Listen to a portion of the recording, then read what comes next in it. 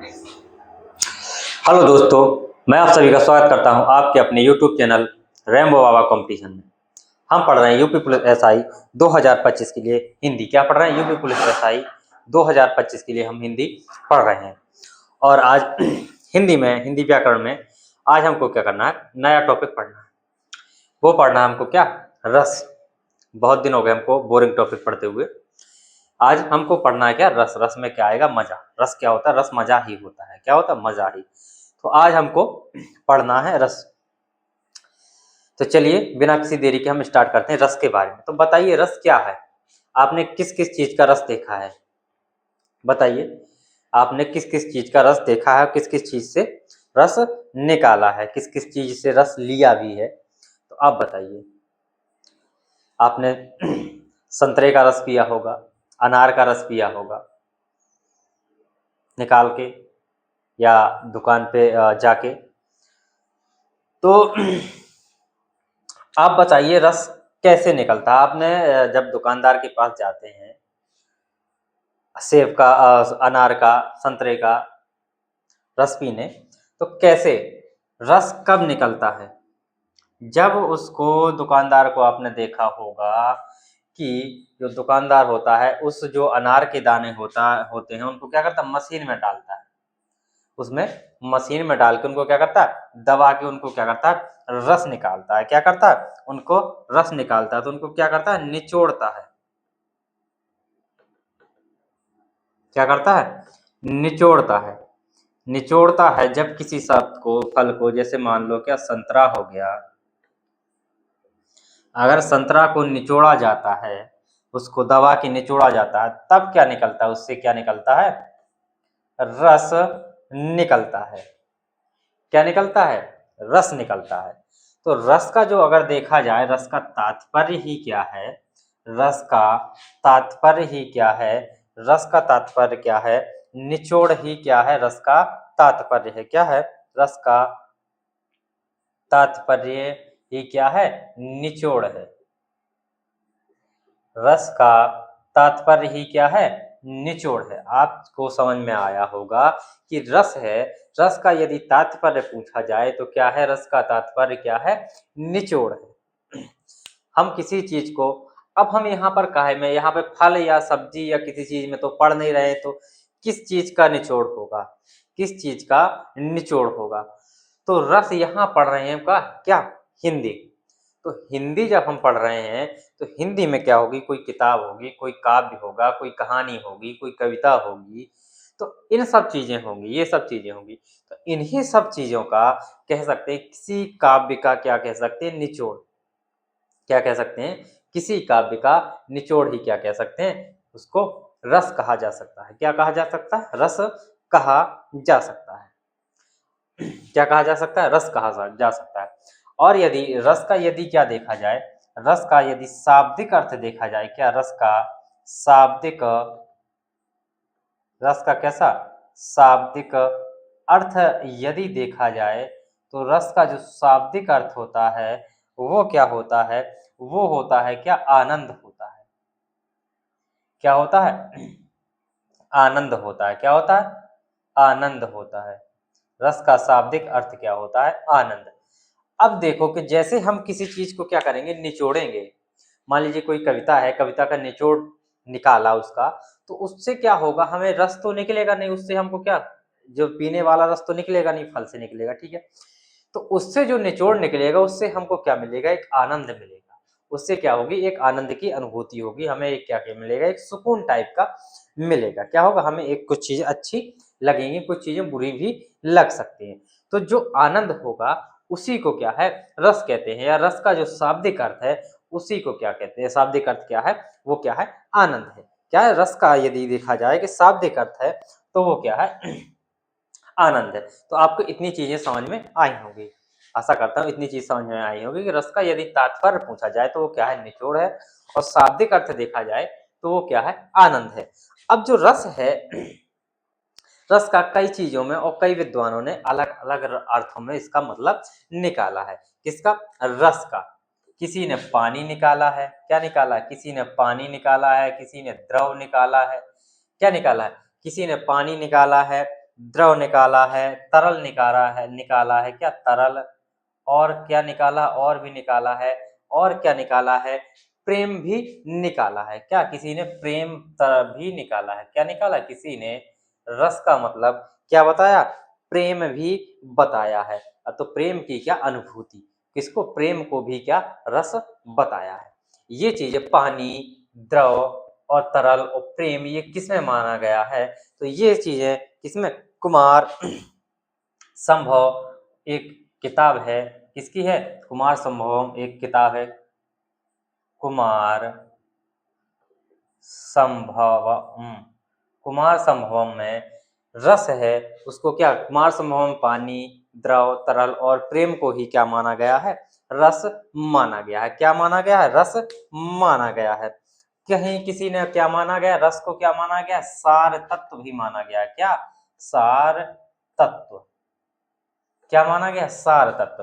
तो सार तत्व किसने माना है, वो है कौन, चरक, चरक क्या, चरक और किसने, सुश्रुत ने, किसने, और सुश्रुत ने, क्या चरक और सुश्रुत ने क्या माना है, रस को क्या माना है, सार तत्व माना है। क्या माना है, सार तत्व माना है। तो रस का इतने सारे सबने, कई विद्वानों ने, सभी विद्वानों ने मान के चलिए कि अपना अलग अलग मत दिया है, अपना अलग अलग तात्पर्य निकाला है, अपना अलग अलग अर्थ दिया है, या अपना अपना अलग अलग अर्थ माना है। तो हमें इन सब चीजों से ध्यान नहीं देना, हमें इन सब चीज हमें ध्यान देना है क्या, रस का इतनी चीज, तात्पर्य क्या है, निचोड़ है, और इसका शाब्दिक अर्थ जो सबसे ज्यादा महत्वपूर्ण है वो क्या है, आनंद माना गया है। क्या माना गया है, आनंद माना गया है। तो हमें इतनी चीजों में से क्या, दो ही चीजों को याद रखना है, तात्पर्य निचोड़ और शाब्दिक अर्थ क्या है, आनंद। इतनी चीज हमें याद रखनी है, बाकी चीजों से हमें कोई लेना देना नहीं। ये समझाने के लिए था कि किसने क्या माना है, ठीक है। तो चलिए अब हम इसकी रस की परिभाषा देखते हैं। चलिए रस की परिभाषा देखते हैं, फिर और भी परिभाषाओं को क्या करते हैं, हम देखते हैं।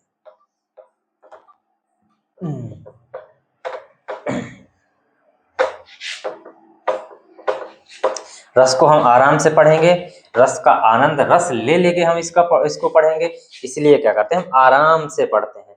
रस, रस एक कैसे रस मिलता है, जैसे एक प्रेमी हो, क्या हो, एक प्रेमी हो और उसके सामने से प्रेम का निकल जाए, क्या हो, उसने कई 2-4 दिन से ना देखा हो, अचानक से उसके सामने से एक उसकी क्या हो, प्रेम का निकल जाए, तो आप सोचिए कि उसको कितने आनंद की, कितने रस की अनुभूति होगी। जो उसको उस टाइम पे जो उसको फील होगा वही क्या है, रस है। उसी को हम क्या कहेंगे, रस है। जो उसको आनंद मिलेगा उस टाइम, उतने क्षण के लिए उसको जो आंखों को जो सुकून मिलेगा, उसी को क्या कहेंगे, हम रस कहेंगे। उसी को क्या कहते हैं, रस कहते हैं। तो रस को हम रस की तरह से ही क्या करेंगे, पढ़ने वाले हैं। तो चलिए रस की परिभाषा देख सकते हैं। क्या रस की परिभाषा क्या लिखेंगे कि क्या, हमने अभी क्या देखा, रस, तो रस का क्या देखा, रस का जो तात्पर्य देखा वो क्या है, निचोड़ है। और उसका रस का क्या देखा, शाब्दिक अर्थ क्या देखा, रस का जो शाब्दिक अर्थ है वो क्या है, आनंद है। क्या है, आनंद है। तो अब ये जो रस है, शाब्दिक अर्थ जो उसका जो तात्पर्य है वो रस का निचोड़ना है, और जो शाब्दिक अर्थ है वो क्या, आनंद है।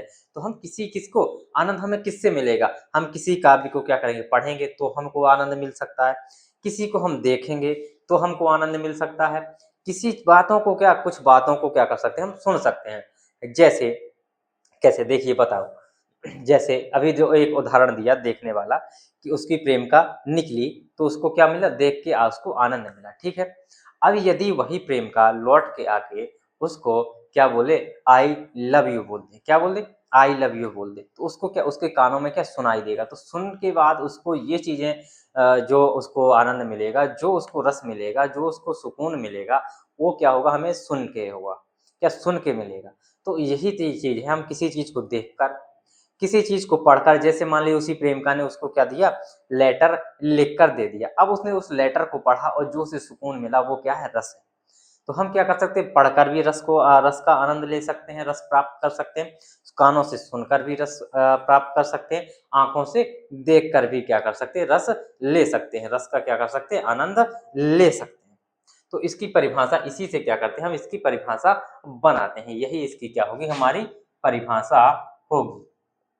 क्या होगी, यही हमारी क्या होगी, परिभाषा होगी। तो लिखिए कि जब किसी, हमको क्या साहित्य में लिखना है, तो क्या लिखेंगे, जब किसी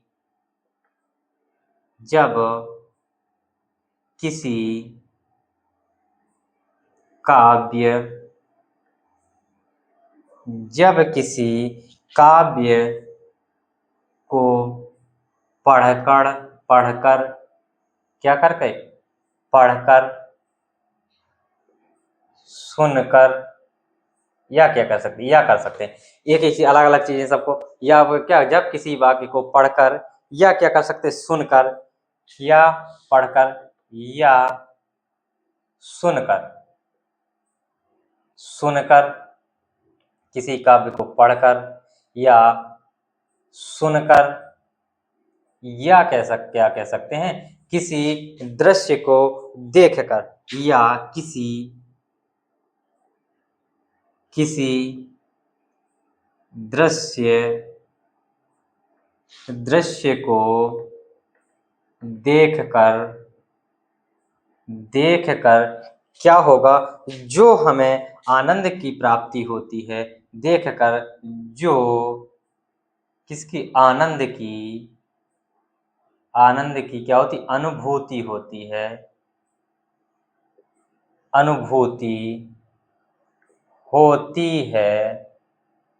उसी को क्या कहते हैं, रस कहते हैं, होती है, उसे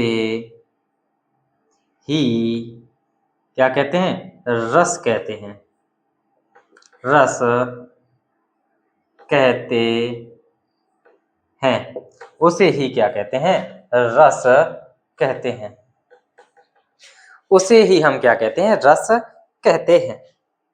तो क्या, जब किसी काव्य को पढ़कर या सुनकर या किसी दृश्य को देखकर जो आनंद की अनुभूति होती है, उसी को ही हम क्या कहते हैं, रस कहते हैं। जो मैंने आपको एक उदाहरण दिया, एक प्रेमी प्रेमिका का, उससे आप रिलेट करके यदि समझेंगे तो आपको ये कभी नहीं भूलेगा। कैसे नहीं भूलेगा, वो आई, देखा उसने वो आई, उसने प्रेमी ने प्रेमिका को देखा, सुकून मिला, ठीक है। फिर आके उसने आई लव यू बोला, तो कानों से सुन लिया, आंखों से देख लिया, ठीक है। फिर उसने क्या, एक मान लो उसका जो शुरुआत हुई, उसको जो शुरुआत क्या लेटर से होती है, एक दूसरे को प्रेम पत्र दिया, तो उसने क्या, पढ़कर, जो पत्र को पढ़कर उसको जो पहली बार जो सुकून मिलता है, जो अनुभूति होती है, उसको क्या कहते हैं, हम रस कहते हैं। तो उसने पढ़ा भी, उसने सुना भी, उसने देखा भी। अगर इस तरीके से हम पढ़ेंगे तो रस को हम कभी नहीं भूलेंगे, ठीक है। तो ये चीज हमने देखी, तो ये हमारी क्या होगी, रस की परिभाषा होगी। और भी कई विद्वानों ने अपनी अलग अलग परिभाषाएं दी हैं, तो हम उनकी भी क्या करते हैं, परिभाषाएं देख लेते हैं कि किस प्रकार परीक्षा में पूछ ली जाती है कि इसके अनुसार उसने किसके अनुसार ये परिभाषा दे दी, ये किसके अनुसार परिभाषा दी गई है। तो चलिए हम उनके द्वारा भी क्या कर सकते हैं, परिभाषाओं को, उनके द्वारा भी हम क्या, उनकी परिभाषाओं को भी देख लेते हैं। तो अब डाल लीजिए अन्य परिभाषाएं, क्या लिख लीजिए, हेडिंग डाल लीजिए अन्य परिभाषाएं। क्या लिखिए, अन्य परिभाषा, अन्य परिभाषाएं, क्या, अन्य परिभाषाएं। तो अन्य परिभाषाएं, तो अन्य परिभाषाओं में क्या है कि अन्य परिभाषाओं में पहली परिभाषा लिखिए जो संस्कृत में है, जो किसने दी है, भरत मुनि ने दी है। क्या दी है, तो वो दी है विभावानुभाव, विभावानुभाव,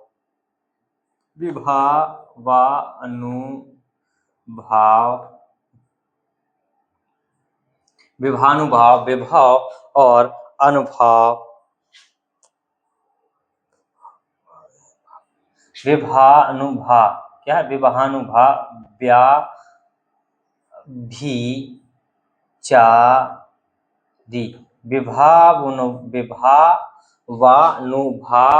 व्याभिचारी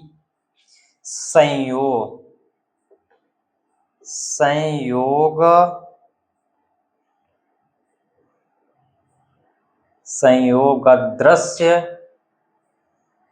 क्या है, विभावानुभाव व्याभिचारी संयोगादृश्य निष्पत्ति क्या है? निष्पत्ति। ये परिभाषा दी है, किसने दी है? भरत मुनि ने। ये किसके अनुसार परिभाषा है? ये परिभाषा है किसके अनुसार? भरत मुनि। किसके अनुसार?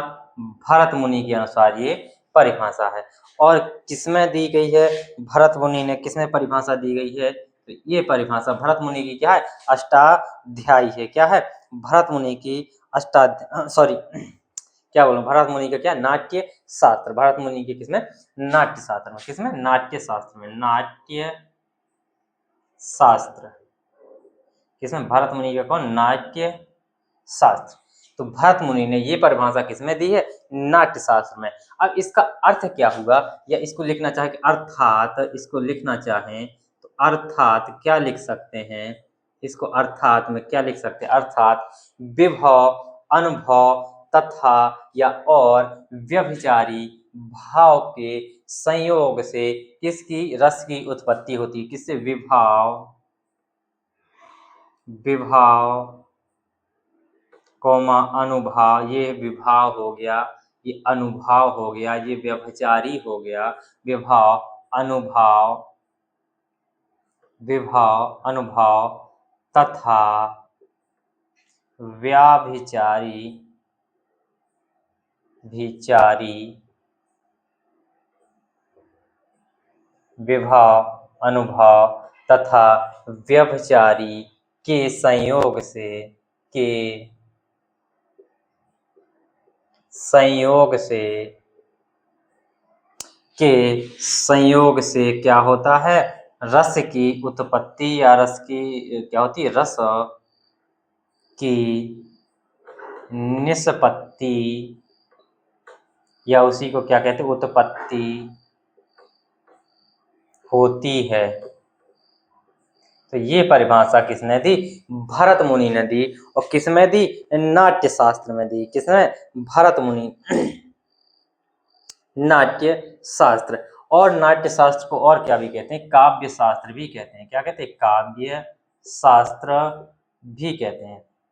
क्या कहते हैं? काव्य शास्त्र। अब इसमें एक चीज और यहीं पे मैं पूछता हूं कि जो नाट्य शास्त्र है, तो नाट्य शास्त्र के किस अध्याय में कितने, पहले तो बताइए कितने अध्याय नाट्य शास्त्र में, कितने अध्याय हैं? तो कहेंगे नाट्य शास्त्र में कितने, कुल कितने? 36 अध्याय हैं। कितने? 36 अध्याय। कितने अध्याय? 36 अध्याय। जिसमें से किसमें? छठवें अध्याय। किसमें? छठवें अध्याय। किसमें? छठवें अध्याय। छठवें अध्याय में किसकी बात की गई है? रस की बात की गई है। और जो सातवां अध्याय है, सातवां अध्याय है, उसमें किसकी बात की गई है? तो उसमें बात की गई है किसकी? भाव की, विभाव। किसकी? विभाव की। किसकी? उसमें बात की गई है। किसकी? विभाव की उसमें बात की गई है। किसकी बात की गई? किसमें किसकी की गई बात? विभाव की। अब जो नाट्यशास्त्र या काव्य शास्त्र, ये वही नाट्यशास्त्र है और ये वही काव्य शास्त्र है जिसमें क्या है? जिसमें क्या है? भारतीय क्या है? शास्त्रीय नृत्य की बात है। क्या है? भारतीय शास्त्रीय नृत्य की बात की गई है। तो आप बताइए भारतीय शास्त्रीय नृत्य कितने हैं? कितने हैं भारतीय शास्त्रीय नृत्य? तो कहेंगे 8 भारतीय शास्त्रीय नृत्य की संख्या है। कितनी है? 8 है। लेकिन अब कितनी हो गई है? पहले कितनी थी? भरत मुनि के अनुसार कितनी है? 8। किसके अनुसार? भरत मुनि के। लेकिन अब बताइए कि अब कितनी हो गई है? अब संख्या कितनी हो गई है? बताइए अब संख्या कितनी हो गई है? तो शास्त्रीय नृत्यों की संख्या कितनी हो गई है? तो कहेंगे भैया अब 9 हो गई है। कितनी हो गई है? 9 हो गई है। तो 9वां कौन सा है? वो कौन सा शामिल हो गया है? वो कहेंगे छऊ शामिल हो गया है। ये कौन सा हो गया है? छऊ शास्त्रीय नृत्य में शामिल हो गया है। छऊ को शास्त्रीय नृत्य में शामिल कर लिया गया है।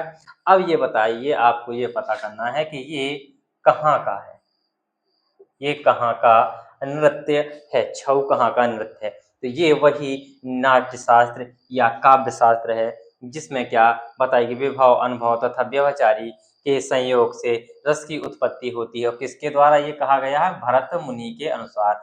पूछा जाए कि भरत मुनि के अनुसार किसकी परिभाषा,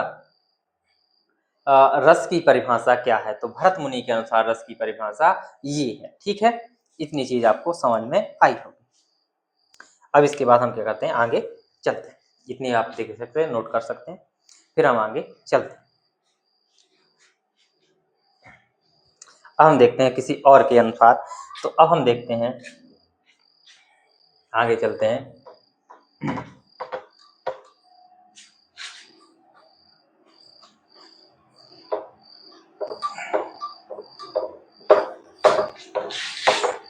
अब देखते हैं हम किसके नाम, किसके अनुसार, विश्वनाथ तिवारी के अनुसार। किसके, आचार्य विश्वनाथ तिवारी ने क्या परिभाषा दी है उनकी, किसने, किसमें, आचार्य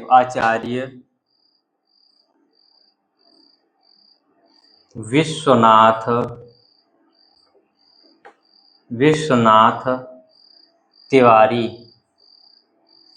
आचार्य विश्वनाथ तिवारी ने किसमें रस की परिभाषा बताई है, वो बताई है किसमें, साहित्य दर्पण में। किसमें, साहित्य, इनकी रचना है क्या, साहित्य दर्पण। तो किसमें, साहित्य दर्पण में रस की परिभाषा क्या बताई है, साहित्य दर्पण में रस की परिभाषा बताई है क्या, रसात्मकम वाक्यम काव्यम। क्या है, रसात्मकम, रसात्मकम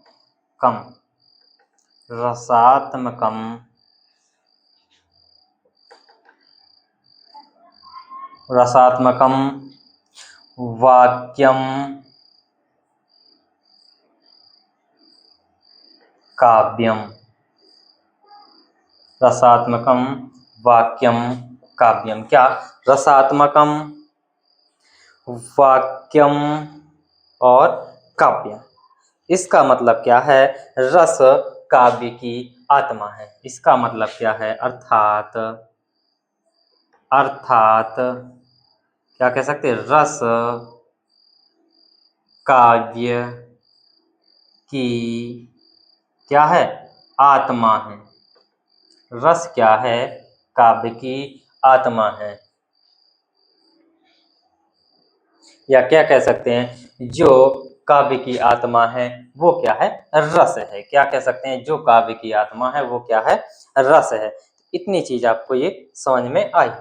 इतनी किसके अनुसार, आचार्य विश्वनाथ त्रिपाठी के तिवारी के अनुसार ये क्या है, रसात्मकम वाक्यम काव्यम। ठीक है, रस काव्य की आत्मा है। ठीक है, अब देखते हैं आगे किसके अनुसार, आगे देखते हैं उद्धट, या इसी यही लिख लेते हैं क्या, किसके अनुसार, उद्धट के अनुसार।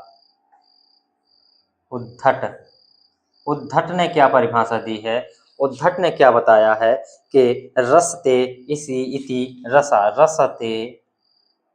रसते इति क्या, रसा, रसते इति रसा, रसते इसी रसा का मतलब जो क्या है, जो प्रवाहित होता है वो क्या है, रस है। अर्थात क्या कह सकते हैं इसको, अर्थात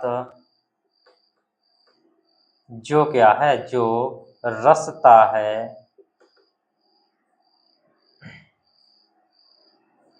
वह क्या है, रस है। जो क्या है, रसता है, नहीं, जो क्या प्रवाहित होता है, क्या लिख दिए, जो प्रवाहित होता है, जो क्या, जो प्रवाहित, रसना मतलब प्रवाहित ही है, रस जो प्रवाहित होता है, जो क्या होता है, प्रवाहित होता है, वह क्या है, रस है। रस है, वह क्या है, रस है। ठीक, तो ये हमने परिभाषाएं देखी। ये क्या की हमने, परिभाषाएं देखी। इतनी चीजें हम लोग नोट कर सकते हैं। फिर हम इसके मुख्य बिंदुओं की ओर चलते हैं और फिर इसके बाद क्या करते हैं, रस के भाग पढ़ेंगे या रस के भेद क्या करेंगे, पढ़ेंगे। चलिए अब इसके बाद कुछ इंपॉर्टेंट बिंदु जो क्या है परीक्षा में पूछे जाते हैं बहुत ही, और यहाँ से परीक्षा परिभाषाओं से परीक्षा में प्रश्न पूछे जाते हैं, सभी जगह से परिभाषाओं से प्रश्न पूछे गए। तो अब देखिए, नोट करते चलिए एक एक चीजें पॉइंट बना के, कि क्या नोट करना है कि भरत मुनि के अनुसार रसों की संख्या, क्या लिखना है, भरत मुनि के अनुसार, भरत मुनि के अनुसार रसों की संख्या कितनी है, तो कहेंगे भैया 8। भरत मुनि के अनुसार रसों की संख्या कितनी है, तो कहेंगे 8। अगला बिंदु कितनी है, 8 है। और यदि कहें कि रसों की कुल संख्या, तो रसों की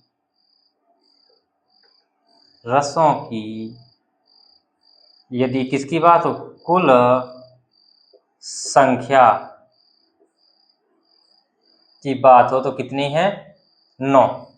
कितनी है, 9। लेकिन अब कितने हो गए हैं, क्या मानते हैं, कितने, 9 हैं, लेकिन कितने, 11 मानेंगे। अब कितने, 11 मानते हैं, अगर परीक्षा में पूछा जाए तो 9। ठीक है, कितने, 9। जिसमें जो श्रृंगार रस है, जिसमें क्या है, श्रृंगार रसों में श्रृंगार रस है, उसको क्या माना गया है, रसराज माना गया है। श्रृंगार रस को, श्रृंगार रस को क्या माना गया, रस राज। क्या माना गया, श्रृंगार रस को रसराज या रसपति, क्या, रसपति, रसपति कहा जाता है, कहा जाता है। क्या कहा जाता है, श्रृंगार रस को रसराज या रसपति कहा जाता है। क्या कहा जाता है, रसपति कहा जाता है। इतनी चीज नोट करिए, फिर हम आगे चलते हैं।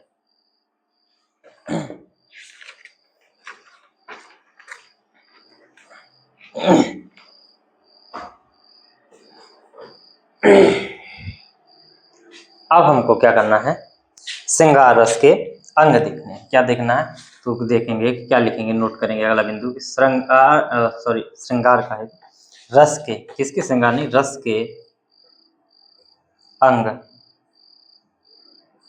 तो रस के अंग यदि देखें, कहेंगे कितने हैं, 4। रस के अंग कितने हैं, तो कहेंगे 4 रस के अंग। इतनी नोट करिए, फिर हम इसको रस के अंगों को क्या करते हैं, बांटते हैं, इसका बढ़िया डायग्राम बनाते हैं। चलिए,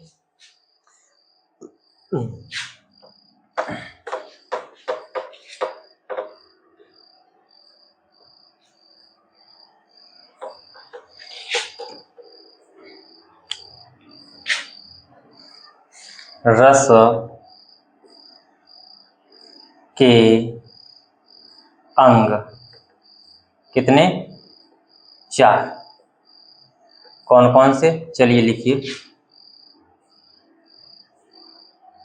चारों को लिखिए, 1, 2, 3 और 4। कौन कौन सा, पहला है कौन सा, स्थायी भाव, स्थायी